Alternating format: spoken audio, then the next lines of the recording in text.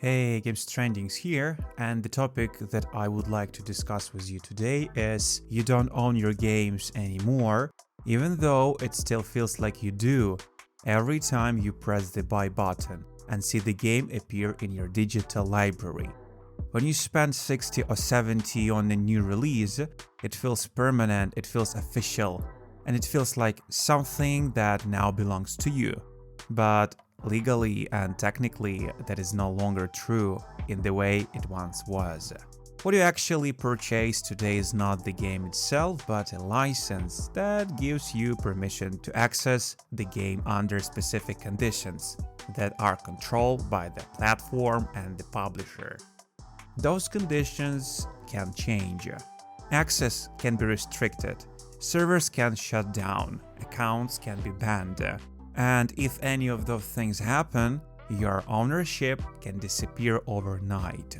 The most surprising part is that this shift did not happen suddenly, and it did not feel like a dramatic revolution inside the gaming industry. It happened slowly, step by step, over many years, until we reached a point where temporary access became normal and true ownership quietly faded into the background. So, how did we move from owning games to simply accessing them? There was a time when purchasing a game was a very simple and very clear exchange. You pay money, and in return you received a physical product that you could use without asking for permission from anyone else. You could walk into a store, pick up a box, take it home, insert the disc or cartridge into your console, and start playing immediately without logging into an account or connecting to the internet. The game worked because the entire experience was stored inside the physical copy, which meant the game lived with you and not on a company server somewhere far away. If you wanted to replay the game 10 or 15 years later, you could do it without worrying about servers shutting down or digital stores closing. If you wanted to lend the game to a friend, trade it or sell it, that was your right because you truly own the product. Today, when you buy a game on platforms like Steam, PlayStation, Xbox or Nintendo, the situation is fundamentally different because you're not receiving a physical product. You are entering into a legal agreement. The agreement clearly states that the publisher retains ownership of the software, while you receive a limited, non-transferable license to use it. The difference may seem small at first, but it completely changes the balance of power between the player and the company. Most of players never read the full terms of service when creating an account because the process feels routine and harmless. But hidden inside those long paragraphs is the reality of modern gaming ownership. The agreement usually explains that your access can be revoked under certain conditions, that services may be modified or discontinued, and the platform has the authority to suspend account if rules are violated. This means that your entire digital library is not truly stored in your home, but instead connecting to your account, which exists on servers owned by the platform holder. If your account is banned, whether fairly or by mistake, you can lose every game you have ever purchased digitally. With physical copies, this kind of total loss was almost impossible because even if a publisher stopped supporting a game, they could not remove the disc from your shelf. That's it. Now, because everything is connected to online systems, companies have far greater control over the products you thought you owned.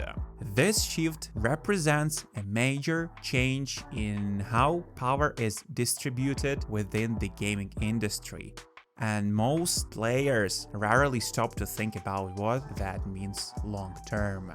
In 2024, the crew was permanently shut down. Yeah, I know they changed something, and today people can easily get access to that game, but still. This situation clearly demonstrated how modern games that rely heavily on online infrastructure can effectively expire once the company decides to discontinue support. Even players who own physical copies discovered that without active servers, the game could not function properly, which showed that the disk itself was no longer enough to guarantee access. This was not just one unlucky example, but a clear sign of a bigger change happening in the gaming industry, where many modern games are no longer made as complete products that work on their own, but as services that depend on online systems to survive.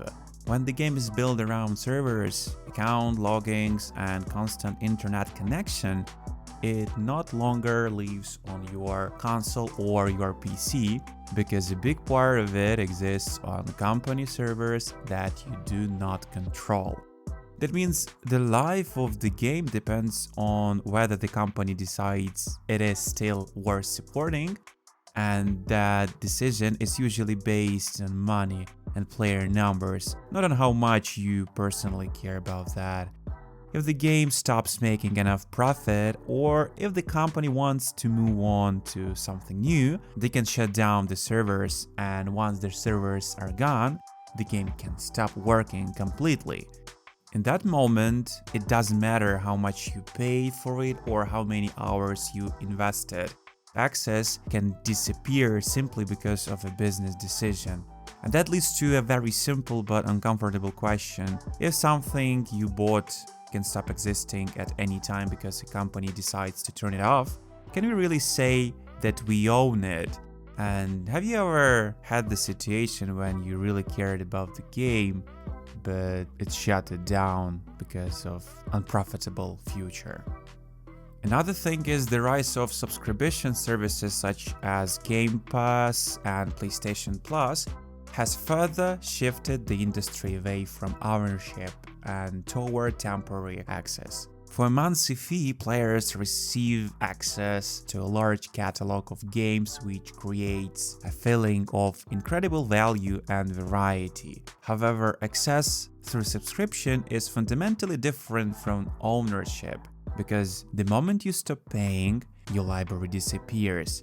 Additionally, games regularly rotate out of these catalogs, meaning that the title you are currently playing can suddenly become unavailable unless you purchase it separately. Over time, this model changed how players think about games, because instead of building a permanent collection, they become accustomed to borrowing experiences for a limited period. Convenience becomes more important than permanence, and the idea of true ownership begins to feel less essential. From the business perspective, this model provides stable, recurring revenue and greater control over distribution, but from the customer perspective, it reduces long-term security.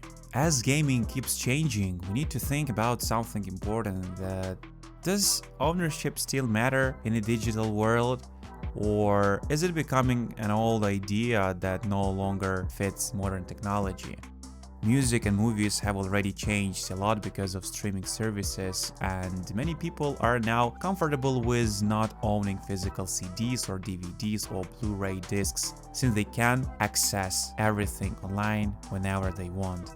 Gaming seems to be moving in the same direction, but games are different from music and movies because they are interactive experiences that often depend on servers, updates, and online verification to keep working properly. If the future of gaming is built mostly around cloud gaming, subscription services, and digital licenses, then players may never again experience the kind of true ownership that was once normally in this hobby. The real issue is not whether digital gaming is convenient, because it clearly makes downloading and playing easier, but whether the convenience is worth losing control over the products we pay for. I don't think so. In the traditional sense, you do not fully own your games anymore. You're given permission to access them, and the permission depends on rules and conditions that companies can change over time. Maybe this is the future. Maybe ownership doesn't matter anymore. Maybe access is enough. But I want to ask you something simple. If one day a company shut down a game you love and you can never play it again, would you accept that? Or would that feel wrong? Are you okay with renting your hobby? Or do you think we should fight to keep real ownership alive?